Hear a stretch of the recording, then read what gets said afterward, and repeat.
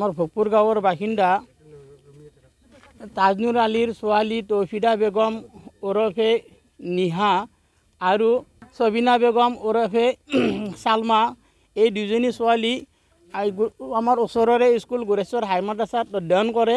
গতিকে সেই সূত্ৰে তেওঁলোকে দুয়োগৰাকী ৰাতিপুৱা স্কুল যাম বুলি ঘৰৰ পৰা স্কুল ইউনিফৰ্ম পৰিধান কৰি যায়।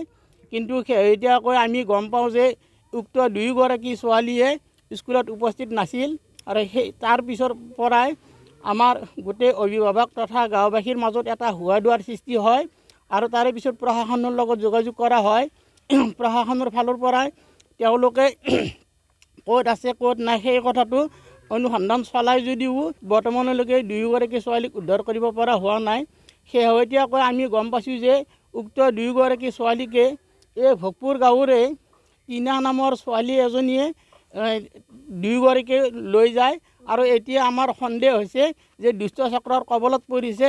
গতিকে সেইফালৰ পৰাই আপোনালোকৰ মাধ্যমেৰে আমি প্ৰশাসনক অতি কৰজোৰে টানি অনুৰোধ জনাওঁ যাতে অতি শীঘ্ৰেই দুয়োগৰাকীকে মুক্ত কৰি আমাৰ ৰাইজ তথা পৰিয়াল দুয়োটাকে উপকৃত সাধন কৰে যেন।